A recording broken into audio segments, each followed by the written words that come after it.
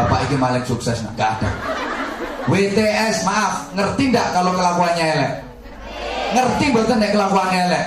Maka nggak ada perempuan nakal yang kepingin mewariskan perbuatannya kepada anak-anaknya. Kau no, bang wedok nakal, ndongakno anake, muga-muga luwih laris timbang buan. Kau.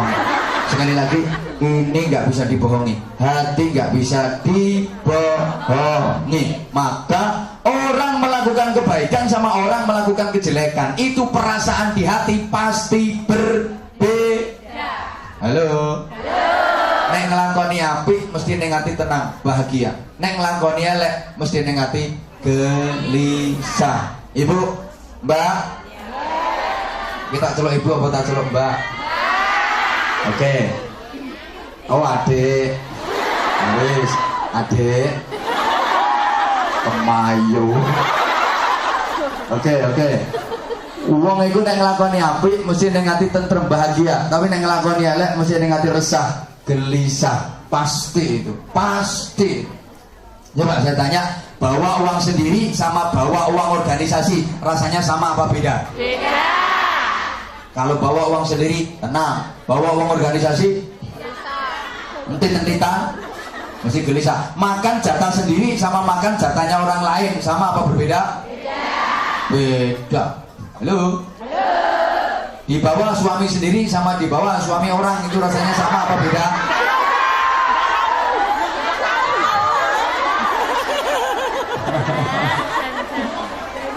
Halo. Jangankan manusia, kucing saja ngelakoni apik karo ngelakoni elek itu sikapnya berbeda. Perhatikan kucing, kalau yang dilakukan baik pasti dia tenang. Kucing makan pindang dikasih majikan. Saya bukan bermaksud membanding-bandingkan majikan dengan sampean. Jangan terlalu sensitif, Pak.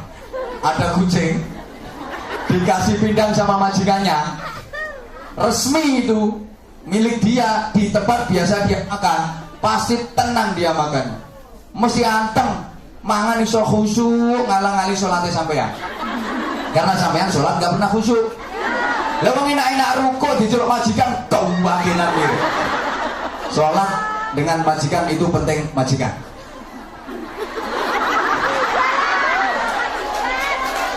Loh iya kok. Pokoknya aku kapan diundang ning Hongkong itu pasti saya sampaikan itu. Ya orang kok buka rahasia mau kenyataannya yang ngono tenang. Kadang sholat yang delik-delik. Ya tak dongano muga-muga oleh majikan sing apik kabeh. Muga-muga sampeyan dadi majikan, majikannya dadi sampeyan. Halo. Coba kucing mangan resmi halal sasuwanallah tuwenang. Apa ana bledek tuwor. Jare kucing emangnya gue pikirin santai, gak ngereket. Tapi ana kucing nglakoni barang orang kena. Pindang ditutupi rapet tindian tep, lah kok diokeh, diongkat. Delon arep ngokeh mesti pendirangan. Pletik pendelik pasti. Pasti lemak so diokeh. Ana wong lewat sriwet peledek melayu. Ampun ndase mlebu separo lagi badannya. Itu kucing yang ngelakuin gak ngena. Maka cirinya orang yang baik, halo, al khairu yuhibbul khaira wasyarru yuhibbus syarra. Orang baik itu seneng manggon ning keapian, betah manggon ning keapian, kerasan berada di tempat kebaikan. Orang yang baik itu orang yang kerasan manggon ning keapian, betah mengikuti kegiatan kebaikan. Orang Islam yang baik itu orang Islam yang betah berada di masjid, betah berada di majelis taklim seperti ini. Orang Islam yang selamat itu orang Islam yang betah berada di majelis taklim. Termasuk TKW yang selamat. Itu TKW yang betah kerasan berada di majelis taklim, kerasan berada di pengajian. Padha karo iwak sing selamat, iku iwak sing betah kerasan manggon ning jero banyu. Ana iwak ora kerasan manggon ning jero banyu, iku tandane iwak njaluk digoreng. Ana TKW ora kerasan manggone pengajian iku tandane TKW njaluk di.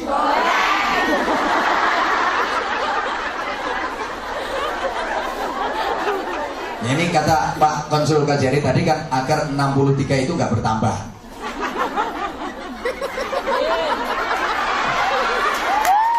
Kalau ada lagi digoreng saja.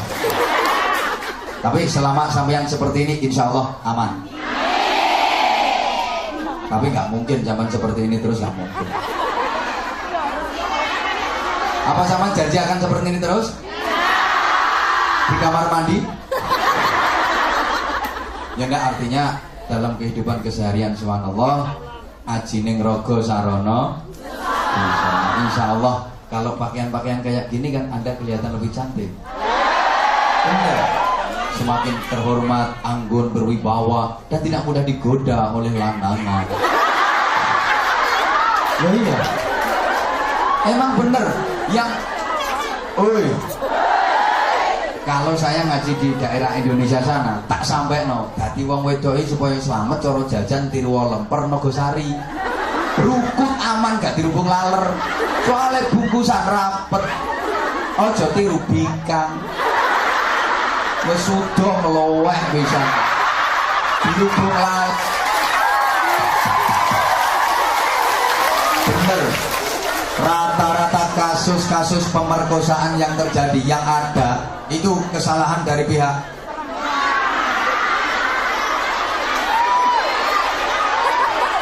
rata-rata kasus asusila yang ada itu rata-rata kesalahan dari pihak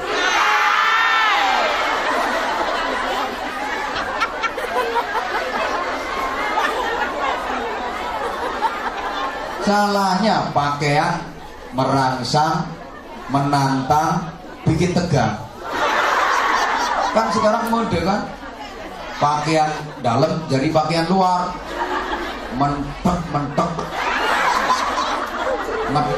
ngetok bawah pakai bupati buka paha tinggi roket daukur mefet selakangan atas sekwilda menampakkan sekitar wilayah belian pakaiannya itu kayak gini seret ya Allah sini Bromo sini Galunggung putu ya Allah saya itu udah kadung dipanggil kiai boh kiai temen boh enggak tapi udah kadung dipanggil kiai dia saya rodok no lah sering kelihatan kayak gitu ya Allah bener kula niku lek ngertos ngoten niku Masya Allah yo seneng jadi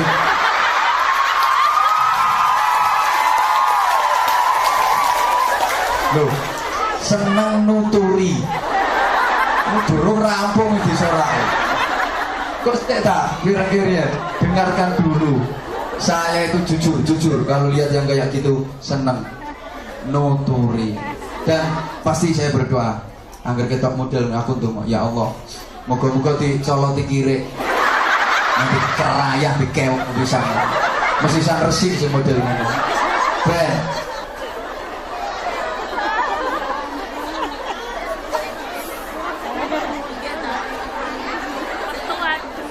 Halo. Hati, fuadun. Ya, sekarang saya kirim pemahamannya. Tak kirim pemahamannya di sini, Mbak. Tak kirim pemahamannya dulu. Kolbu tadi di mana? Kolbu tadi di mana? Rupanya cerdas. Tak potongan tapi cerdas. Informasi yang masuk ke otak manusia itu sumbernya dari mana? Otak mana? Informasi yang masuk ke otak kita itu sumbernya dari mata dan telinga. Dari mata dan apa yang dilihat mata, apa yang didengar telinga masuk ke dalam otak. Ditimbang-timbang oleh otak, kemudian turun ke hati, tertanam di hati, muncul secara spontan jadi perilaku. Saya ulang. Apa yang dilihat mata, apa yang didengar telinga itu masuk ke otak, ditimbang-timbang oleh otak, turun ke hati, tertanam di hati, muncul spontan jadi perilaku, jadi akhlak. Maka perilaku, akhlak, moral, karakter itu tergantung apa yang masuk dan tertanam di hati. Kalau yang masuk dan tertanam di hati baik, maka muncul jadi perilaku baik. Tapi kalau yang masuk dan tertanam di hati jelek, muncul jadi perilaku gampangannya gaya contoh seperti sering saya sampaikan, ketika kita bersin diucapkan apa? Alhamdulillah. Itu karena memang yang masuk dan tertanam di hati kita Allah. Maka begitu spontan keluar alhamdulillah. Yang diucapkan pasti baik. Tapi maaf, kadang kan ada orang yang bersin itu yang diucapkan bukan alhamdulillah, bukan menyebut nama Allah, tapi malah nama-nama makanan. Wakeh ngono. Bakso. Soto. Ono es teh. Ada wajib. Itu maaf, berarti yang masuk dan tertanam di hatinya adalah departemen perbadokan. Ini spontan kok, spontan, bener spontan. Iya, kita lagi jalan, kaki terantuk batu, sikil kesandung batu, jebret, innalillah, masya Allah, ya Allah. Ini memang yang masuk dan tertanam di hati kita Allah, maka metune apik. Tapi kadang ada orang yang lagi jalan kesandung jebret, yang diucapkan malah nama-nama binatang. Pokoknya kewan sikil papat yang metu kabeh. Itu berarti kelakuannya kelakuan binatang. Oh no, wedok bisa melakukan asu, ya Allah. Kesandung jebret jaran, ya. Itu berarti wataknya watak jaran. Itu ini mau ngecon itu jaran persis. Polanya kaya jaran, gidrang-gidrangnya kaya jaran, rambutnya ya kaya jaran. Halo. Nguyuh ya kaya jaran. Mau panjang jaran. Sorry. Ini sekali lagi karakter. Maka otak, hati harus dilatih dengan ucapan yang baik. Halo. Iki mudun diawasi. Kau berpaling dariku. Otak, hati harus dilatih. Latihannya dengan ucapan-ucapan yang baik. Bukankah ucapan yang baik itu menentukan akhir hayat seseorang? Man kana akhiru kalamihi la ilaha illallah dakhalal jannah. Barang siapa yang akhir ucapannya di dunia itu adalah kalimat tauhid la ilaha illallah, maka dia akan masuk surga. Ucapan menentukan. Maka tolong perhatikan, ada satu ungkapan, ada satu dalil yang sering juga saya pakai, cuma belum saya sampaikan ke sampean. I hear, I forget.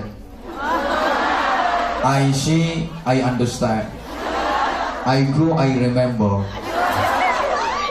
Balane nek gak iso. Gak bisa diulang siaran radio soalnya. Halo.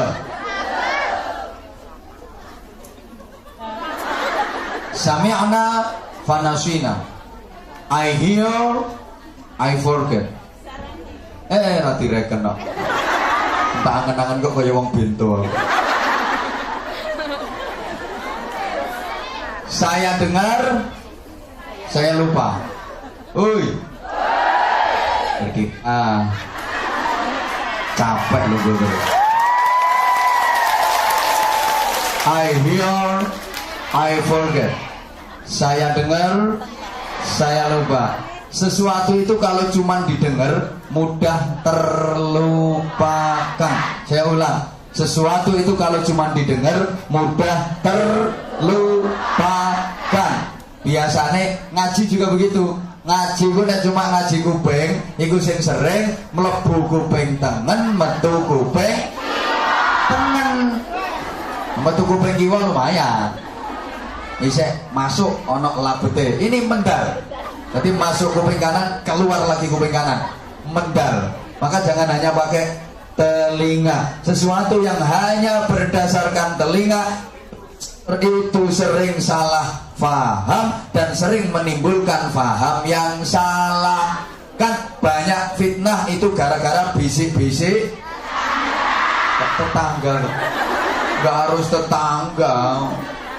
Gara-gara ini. Halo. Maka terusannya I see, I understand.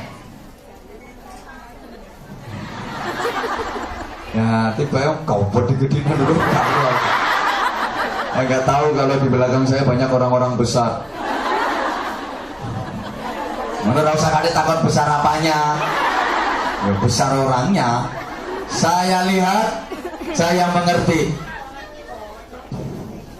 Mbak, ngomong ada ngrungokno sampeyan ra ngrungokno aku. Saya lihat, saya mengerti.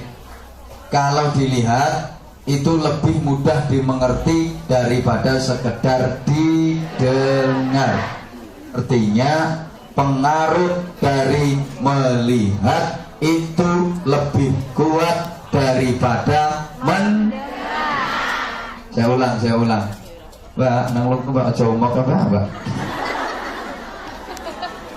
Oh, yang wong arek-arek gak nyawang aku terus nyawang sampean. Iya, kuning sampean sampean gawe wedak ning aku ora. Ate aslinya aku wis gosong ngene iki. Iya, meskipun gosong tapi alhamdulillah banyak juga yang ngelokno aku ireng. Saya lihat, saya mengerti. Kalau dilihat itu lebih mudah dimengerti. Mulane setitik ngaji itu daripada sekedar ngrungokno ngangge kuping, lebih cepat masuk ke otak yang langsung dibaca. Membaca itu pengaruhnya lebih kuat daripada mendengar. Maka hati-hati menggunakan mata. Apa yang dilihat oleh mata masuk ke otak, ditimbang oleh otak, turun dalam hati. Kemarin sempat saya sampaikan, halo, mata kalau benar penggunaannya, subhanallah, pahalanya luar biasa. Ada dua mata yang kelak di akhirat tidak akan pernah tersentuh api neraka, nggak akan pernah terjamah api neraka, nggak akan pernah terbakar api neraka. Kalau penggunaan mata itu baik. Satu, mata yang sering digunakan untuk menangis karena takut kepada Allah, menangis karena menyesali dosa yang pernah diperbuat. Dua, mata yang digunakan untuk melihat dan menyaksikan kebesaran Allah Subhanahu wa taala, diambil hikmahnya. Juga mata yang digunakan untuk baca Quran, baca kitab, baca buku-buku ilmu yang manfaat. Pokoknya mata yang digunakan untuk melek ngaji kayak ini mulane nek ngaji melek. Halo. Sing merem tolong jongkrokno pisan. Ngeruweti. Merem niku nulari kok. Yang paling kuat adalah I remember. Saya kerjakan, saya teringat. Saya ulang, saya kerjakan, saya teringat. Perilaku lahir itu pasti membekas ke dalam batin. Ketika kita lakukan, kita pasti akan selalu teringat. Bahkan tolong perhatikan, apapun yang direkam oleh otak kita itu tidak pernah hilang, hanya tertindih oleh kepentingan sesaat dan suatu ketika bisa muncul kembali. Halo. Apapun yang direkam oleh otak kita itu nggak pernah hilang, hanya tertindih oleh kepentingan sesaat dan suatu ketika bisa muncul kembali. Saya tanya, jawab yang jujur. Mbak yang hadir di sini dulu pernah naksir seseorang? Pernah naksir seseorang? Tapi nggak kesampaian? Kasihan. Saya juga pernah, jujur.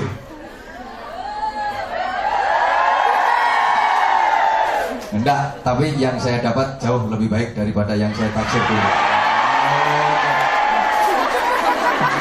Halo sayang. Jujur, saya juga pernah menaksir seseorang, tapi orang yang saya taksir nggak naksir saya. Saya pernah. Saya nggak merasa patut untuk dikasihani. Kenapa? Karena yang saya taksir dengan yang saya itu justru lebih baik yang saya dapat. Oh, lebih baik yang dapat. Justru yang dulu saya taksir nggak mau itu pasti sekarang menyesal luar biasa dia.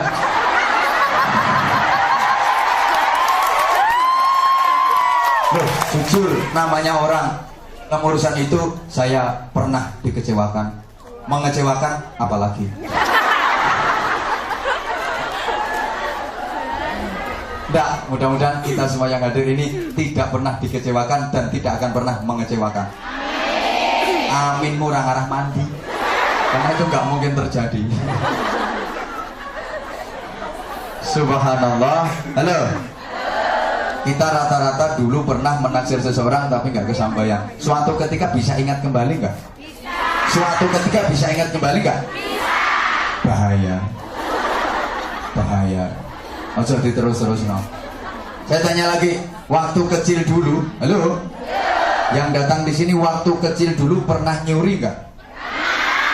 Siapa yang nggak pernah nyuri sama sekali angkat tangan?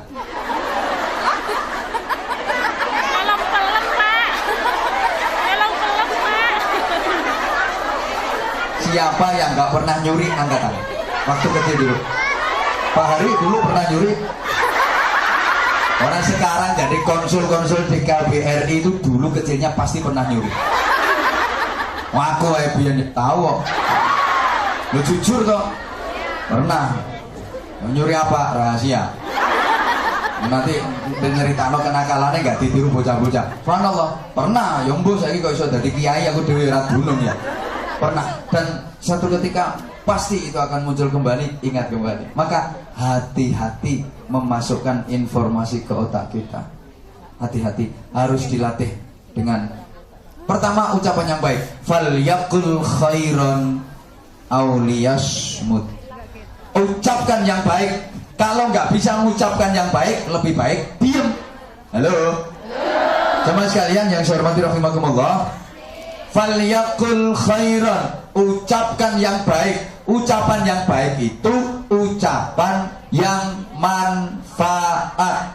Ucapan yang manfaat dan diperlukan. Kalau nggak manfaat, nggak diperlukan, nggak usah ngucap, nggak usah ngomong. Ngone kakean malah salah. Coba. Yang punya anak, misalnya ketika zaman punya anak nakal, yang zaman ucapkan apa?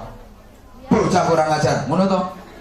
Hei, bocah kok nakal, bocah kok kurang ajar, anak nakal, anak kurang ajar. Dengan sampean ucapkan anak nakal, anak kurang ajar, kira-kira nakalnya, kurang ajarnya waras napa mboten?